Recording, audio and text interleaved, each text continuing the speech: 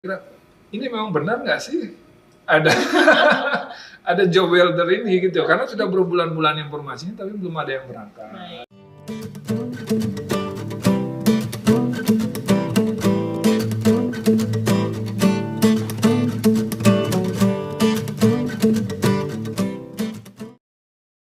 Jumpa lagi dengan saya, Advokat Indonesia di Korea, dan kali ini kami akan menyampaikan informasi terkini terkait dengan peluang kerja di Korea yang lagi ramai dibicarakan saat ini di Indonesia, yaitu welder, yaitu juru las di sektor industri perkapalan di Korea. Nah, ini menarik karena dalam beberapa bulan terakhir ini itu banyak sekali ya informasi yang beredar yang berkaitan dengan peluang kerja ini dan ada banyak tawaran, dan oleh karena itu kadang-kadang menjadi bingung. Ya, ini benar atau enggak gitu. Nah, oleh karena itu dalam kesempatan video kali ini kami akan mengundang Ibu Yesi Kualasari, Atase Ketenagakerjaan kita di sini, yang punya kewenangan ya menyampaikan informasi benar atau tidaknya, karena banyak sekali pertanyaan masuk kepada kami juga. Nah, oleh karena itu kesempatan ini adalah sangat luar biasa. Kami akan mewawancarai beliau dan akan menyampaikan informasi terkait dengan peluang kerja welder dengan visa E7 di Korea. Nah, ini selamat pagi, Bu. Pagi, Pak. Aduh, terima kasih sekali udah waktunya Sama-sama, bisa Pak. ini. Nah, tadi udah disampaikan di pengantar, ini mulai beberapa bulan terakhir ini ya, itu kan banyak sekali informasi terkait dengan ada peluang kerja E7 di Korea. Betul. Dan dengan skema P2P, artinya dari pihak P3MI bisa melakukan pengiriman ke sini. Nah, ini agak berbeda dengan program yang umum yang terjadi di Korea, yaitu program G2G. Nah, oleh karena itu, tetapi ini sudah beberapa bulan masih belum ada yang berangkat, gitu ya. Betul, Pak. Nah, oleh karena itu kan banyak juga yang bertanya, ini benar atau enggak? Gitu. Nah, apalagi tawaran di masyarakat itu ya sosial media, itu antara satu PT dengan yang PT yang lain bisa berbeda-beda juga. Bahkan persyaratannya berbeda-beda, ada yang mensyaratkan bahasa Korea, ada yang tidak mensyaratkan bahasa Korea. Nah, oleh karena itu, supaya jangan bingung, itu dalam kesempatan ini mungkin Ibu bisa membantu menyampaikan ya, informasi terkait dengan peluang kerja sebagai juru las atau welder di sektor industri perkapalan. Nah, ini kita harus jelaskan ini. Karena banyak juga yang menawarkan pengelasan bukan di sektor ini, Iya. ya bahkan di pabrik-pabrik. Nah, oleh karena itu jangan salah paham. Pertanyaan nomor satu dulu, Bu. Kira-kira ini memang benar nggak sih ada ada job welder ini gitu? Karena sudah berbulan-bulan informasinya, tapi belum ada yang berangkat. Baik. Dan belum jelas juga gitu. Nah, mungkin Ibu bisa menjelaskan itu ada tidaknya, kemudian sebenarnya seperti apa sih sebenarnya peluang kerja? Baik. Terima kasih, Pak Tarigan, kesempatan kali ini saya diundang. Ini adalah kesempatan yang baik sekali untuk meluruskan nanti teman-teman sana yang ingin Iya. tahu lebih banyak tentang peluang kerja yang baru ini. Ya, ya. Karena benar kata Pak Tarigan bahwa sebelumnya kita hanya bergerak di bidang G2G atau government to government, Ya. yang memang hanya untuk bergerak di buruh, level buruh atau general workers ya, Pak ya. Itu namanya non-skill, Bu. Non-skill, betul. Nah, memang pemerintah Indonesia, Pak Presiden khususnya juga ingin kita lebih meningkatkan lagi pengiriman tenaga kerja di bidang skill atau minimal semi-skill, Pak. Ya, artinya grade-nya dinaikkan. Grade-nya Bukan hanya dinaikkan. sekedar Jadi non-skill, jangan tetapi- terkenalnya bahwa Indonesia itu dikirimnya orang-orang buruh saja Iya, gitu. iya, Padahal iya. Indonesia banyak mempunyai skill workers juga di Indonesia. Nah, oleh karena itu maka dimulai di sekitar bulan Mei sudah mulai ada ketetapan atau keputusan dari pemerintah Indonesia, dari Kementerian Ketenagakerjaan itu ada peluang nih gitu kan yang Iya, bisa iya. dibuka untuk sektor skill workers atau tenaga terampil Iya, gitu iya, kan. iya. Yang kita kalau di sini kita terapkan di penggunaan visa E7. Betul ya, Pak ya. Iya, Kalau kita lihat kan di sini jenis visa di Korea Selatan banyak sekali. iya, iya. Ya, E7 pun ada 86 Sektor- okupasi ya, ya gitu pekerjaan, jabatan. ya, Nah, sebenarnya itu kalau kita bicara tentang E7 sebenarnya ya 86 ini sebenarnya bisa saja gitu kan, dan memang sudah berjalan, tetapi saat itu hanya personal. Betul. Mereka nge-apply sebagai manajer perusahaan, mereka nge-apply sebagai mungkin Iya. chef gitu kan Iya, ya. iya, iya. Nah, tetapi ini kita mencoba memfasilitasi P2P, private to private. Jadi di mana itu dari P3MI ke agensi sini Iya, atau iya. dari ke vendor sini gitu Iya, kan iya. ya, Pak ya.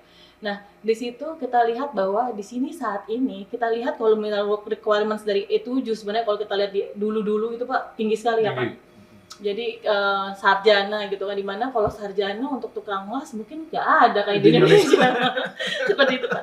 Jadi alhamdulillahnya mungkin dari karena memang demand-nya sangat tinggi di sini, maka ada terjadi penyesuaian lah. Iya, ya. Artinya persyaratannya itu diturunkan. Jadi memang benar Pak. Jadi pertanyaan pertama Bapak itu bahwa memang benar kita sudah memulai proses untuk pembukaan peluang tenaga las khususnya yang sekarang memang terbuka ya.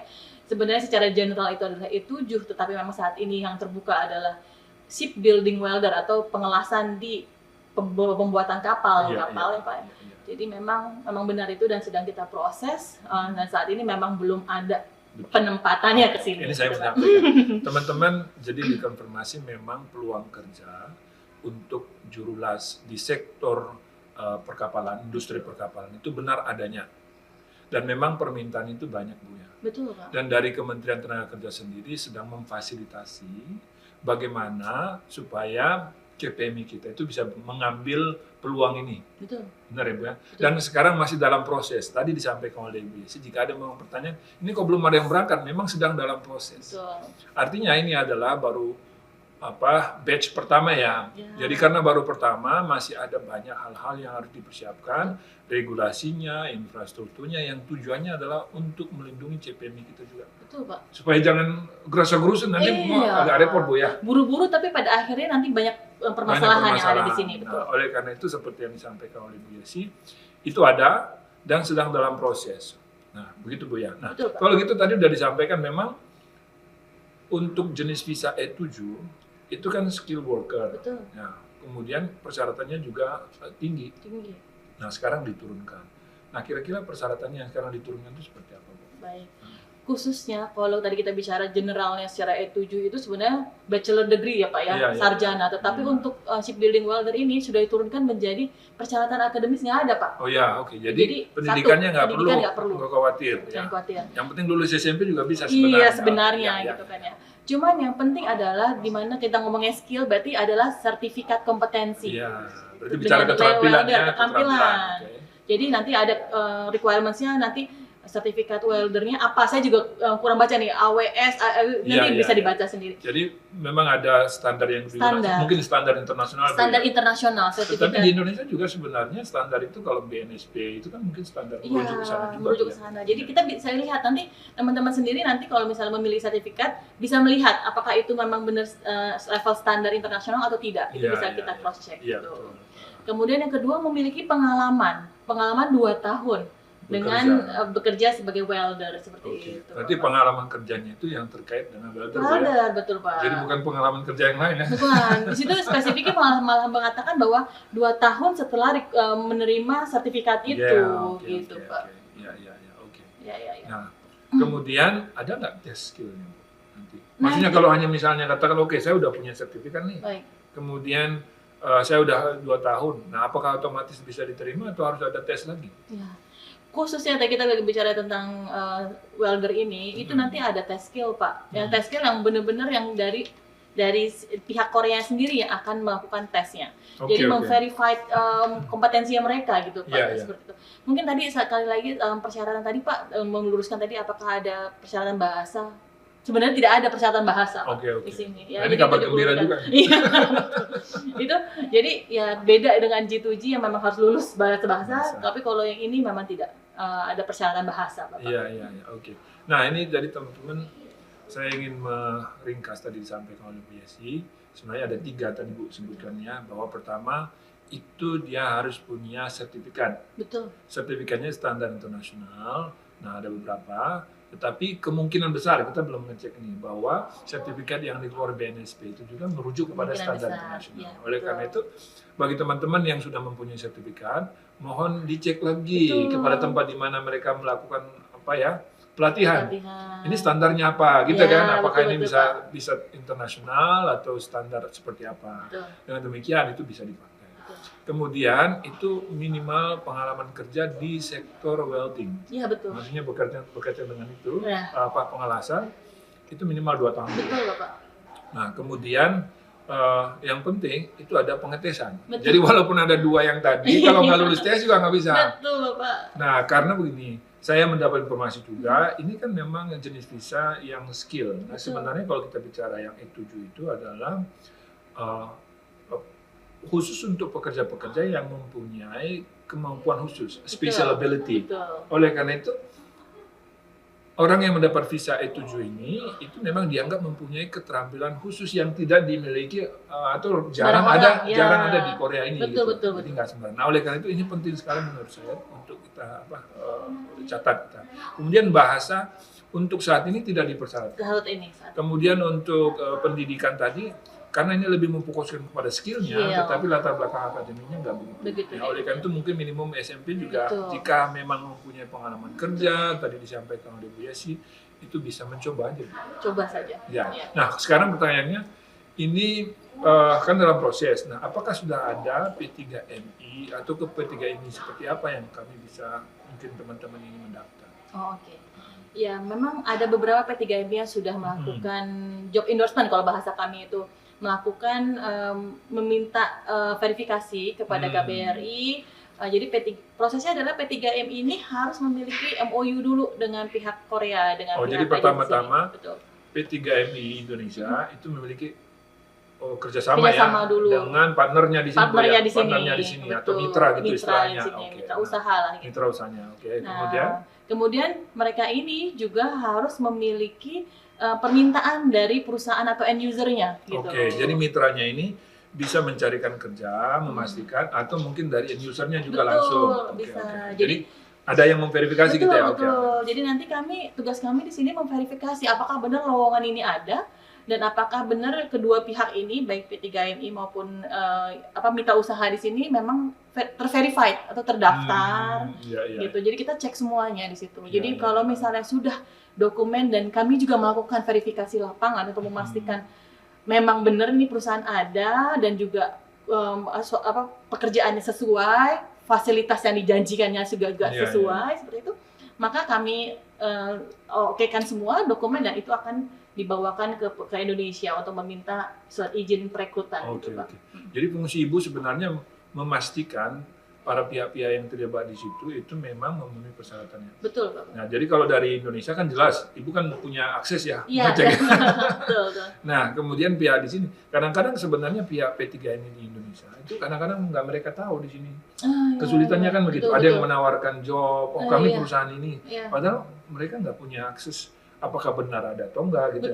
Justru saya kira peran dari KBRI dalam hal ini Atas Ketenagakerjaan menjadi sangat penting karena memastikan bahwa P3MI itu mempunyai partner yang bisa dipercaya gitu. Betul. Benar nggak itu ya? Karena kan banyak sekali mungkin broker yang menawarkan saja. Nah, tetapi mereka nggak ada. Jadi prosedurnya tadi Bu bilang nanti ada job order ya. Job order ini diverifikasi, kemudian dicek juga ke lapangan benar atau enggak gitu. Saya melihat itu di Facebooknya Ibu kemarin berkunjung juga ya. Iya betul Bapak. Ya itu jadi selain itu tadi yang untuk memastikan apakah mitra usaha ini dapat dipercaya lah tadi. Kita juga melihat bisnis license-nya dan juga mereka bergerak di bidang apa. Jadi nggak sembarang aja misalnya, mereka punya pihak mitra usaha sini punya perusahaan, tapi ternyata pas kita lihat ternyata perusahaannya adalah perusahaan di perdagangan barang-barang kosmetik misalnya gitu kan. Tapi itu tidak sesuai. Jadi harus berhubungan dengan recruiting manpower gitu. Jadi kita pastikan itu juga. Kemudian tadi ke end user. Jadi mau nggak mau kita harus cek karena kadang-kadang dia cuma bilang saya dapat nih sekian ribu orang permintaan dari perusahaan A gitu kan, tetapi ternyata perusahaan A-nya kita cek ternyata dia nggak menunjuk kok si agensi ini untuk merekrut misalnya seperti itu. Oke, jadi ini saya menyampaikan kembali yang disampaikan Bu Yesi tadi bahwa artinya sebenarnya tidak semua P3MI bisa mengirim. Tetapi PMI yang memenuhi kualifikasi, persyaratan sesuai yang dibuat dari Kemenaker. Pertama tadi, mereka punya track record yang bagus. Betul. Nah, kemudian mereka mempunyai mitra usaha di sini. Ya. Kemudian yang lagi adalah mereka mempunyai kerjasama dengan LPK tadi. Bukan? LPK, betul. LPK atau lembaga vokasi. Lembaga vokasi. Nah, ini artinya sebenarnya pemerintah ingin melakukan link. Betul. And match ya antara lembaga vokasi ini orang-orang yang sudah lulus, nah mereka bisa menyalurkan melalui P3MI sesuai dengan kebutuhan yang ada di luar negeri, Bu ya. Nah, kemudian itu tentunya mereka harus mempunyai perwakilan juga di sini. Iya betul. Nah, perwakilan ini tentunya dalam rangka bagaimana mewakili P3MI yang mengirim pekerja kita di sini bisa membantu khususnya berkaitan dengan bahasa, kebutuhan awal. Apalagi tadi nggak ada bahasa. Iya, Ah, ini betul, repot Pak. banget. Repot, Pak. Nah, kemudian partnernya sini bahasa Koreanya repot juga. Iya. Nah, saya kira mungkin ide ini juga baik juga, ada pihak ketiga yang menjadi perwakilannya di sini ya. Jadi bisa memfasilitasi antara mitranya, Betul. kemudian P3MI dan juga mungkin dengan pemerintah ya, Iya. yang terkait dengan seperti itu. Betul, Pak. Iya Bu. Pertanyaannya gimana sih memastikan Bu? Masalahnya kan Betul, Pak. mengakunya gini, wah kita semua sudah punya izin, Iya. nah kita bagus-bagus. Betul. Nah, tetapi PMI bagaimana? Nah, Bu Masih? Betul, ini yang prihatin saya kadang-kadang kalau melihat di media sosial tuh banyak iklan-iklan yang mungkin tidak bertanggung jawab. Jadi untuk cross check apakah ini benar-benar P3MI yang memang memiliki wewenang untuk merekrut untuk tenaga welder ini, teman-teman bisa melihat atau menanyakan kepada sebenarnya kedua pihak ya, Kemnaker ataupun BP2MI. Tapi susah ini jauh misalnya. Teman-teman ada lebih simpel lagi, teman-teman bisa download di Android itu adalah Jendela PMI. Nah ini penting, download itu apa namanya? Jendela PMI. Jendela PMI. Nah di situ teman-teman bisa ngecek tuh begitu kita masuk, siapapun bisa mengakses ya. Itu bisa masuk, kita lihat list P3MI, begitu kita terbuka list P3MI-nya itu akan terlihat kalau misalnya tidak terdaftar P3MI-nya maka itu tidak jelas, Ilegal gitu, gitu ya. Ilegal lah Ilegal. gitu loh, tidak terverified gitu. Nah, Pak. itu kan baru umum Bu. Nah, Secara tapi umum, ya. kalau misalnya katakanlah mereka sudah terdaftar, itu kan banyak tuh. Nah, yang punya visa untuk mengirim itu mereka harus memenuhi persyaratan izin apa itu? Oh iya betul. Jadi yang tadi saya katakan kalau udah dokumen sudah saya verifikasi semua, sudah saya endorse, nah dari pihak P3MI-nya akan membawa semua berkas tersebut kepada BP2MI untuk mendapatkan surat izin perekrutan PMI, Pak. Jadi Nah, ada SIP. ada SIP2MI namanya. SIP2MI, Betul. teman-teman. Jadi kalau saat ini kebetulan, ini teman-teman yang mungkin udah merasa direkrut gitu ya, ini sebenarnya belum ada satupun P3MI yang diberikan SIP2MI-nya. Nah, ini perlu. Jadi belum ada perekrutan sebenarnya gitu. Dalam hal mungkin kalau cuman bisik sana di sini mungkin ya, tapi secara legal untuk merekrut itu sebenarnya belum, karena belum ada surat izin SIP2MI itu dari BP2MI seperti itu. Nah, ini menjadi informasi penting buat teman-teman yang sekarang dalam proses yang mungkin ditawarkan, bahwa seperti yang disampaikan di awal, pemerintah sedang menggodok, Betul. ya, sedang memproses, membuat rambu-rambu sebelum mengeluarkan izin. Betul. Nah, oleh karena itu mudah-mudahan dalam waktu dekat, tetapi sampai saat ini pun sebenarnya perekrutan resmi belum bisa dilakukan. Betul. Belum bisa dilakukan perekrutan resmi. Nah, hanya P3MI yang sudah mempunyai SIP2MI, Betul. surat izin perekrutan pekerja migran Indonesia, lah yang bisa untuk melakukan perekrutan secara Betul, resmi. betul. Oleh karena itu bagi teman-teman yang lain sebenarnya harus bersabar dan mengikuti update. Iya betul. Nanti mungkin kalau misalnya udah ada SIP2MI, kemudian ada iklan, itu juga bisa dapat dilihat di website resmi dari mungkin BP2MI, Kemnaker, ataupun kami di KBRI Seoul atau Atnaker. Ya. Jadi itu bisa dilihat, oh kalau memang iklannya itu keluar dari situ, berarti memang sudah mendapat izin secara resmi dari pemerintah, seperti itu. Betul. Oke, nah kira-kira apa nih Bu nih saran Ibu ya sebagai tadi udah disampaikan ya, ada banyak yang beredar Betul. informasi. Nah, kemudian sudah menawarkan, bahkan mungkin ada yang juga melakukan perekrutan diam-diam gitu. Iya. Nah, mungkin itu saran Ibu apa Baik, kepada calon pekerja migran kita supaya tidak mudah ya, maksudnya bisa misinformasi gitu ya. Betul. Baik. Jadi begini teman-teman. Jadi yang pertama, kalau udah tahu persyaratan sebenarnya untuk tenaga las ini, berarti dilihat dulu persyaratan kita. Kalau memang belum memiliki sertifikasi, silakan untuk mencari lembaga pelatihan untuk melakukan sertifikasi tenaga las tersebut. Kemudian ada pengalamannya. Jadi begitu ada pihak oknum lah kalau saya katakan untuk menawarkan, katanya oh nggak apa-apa silakan masuk, padahal tidak memiliki kualifikasi tersebut, itu dapat dipertanyakan bahwa itu tidak benar. Itu satu. Kemudian yang kedua ada tadi saya melihat adalah di cross check lagi PT ataupun LPK, kadang-kadang LPK yang itu buka secara rekrutmen gitu kan ya, itu LPK tidak berhak melakukan rekrutmen PMI ya atau pengiriman PMI. Kemudian P3MI tolong di cross check lagi, baik melalui BP2MI maupun Kemnaker ataupun melalui tadi jendela PMI. Jadi kita pastikan memang benar seperti itu. Kalau memang masih bingung lagi, silakan bisa menghubungi media sosial pihak-pihak tersebut, Kemnaker maupun BP2MI maupun kami di KBRI Seoul untuk menanyakan perihal hal ini. Demikian, Pak. Iya, terima kasih Bu. Saya kira tadi yang disampaikan adalah poin pertama, Nah, karena ini masih dalam proses, maka ini ada kesempatan juga buat teman-teman yang lain mempersiapkan diri. Betul. Nah, kalau memang belum punya sertifikat, segeralah. Iya, betul. Nah, ya betul ya. Nah, kemudian adalah bahwa karena ini merupakan pekerjaan profesional, Yes. ya kategori yang skillful, maka bagi yang tidak mempunyai pengalaman, jangan sekedar mencoba-coba untung-untungan. Iya, begitu, betul. Kenapa? Karena memang nanti ada pasti tesnya. Iya. Nah, di dalam proses pengalaman kami juga itu biasanya bahwa semua walaupun sudah lulus, nanti visanya kan belum tentu keluar juga. Betul, betul, Pak. Misalnya sebagai contoh kalau ada dokumen atau sertifikat yang dimanipulasi.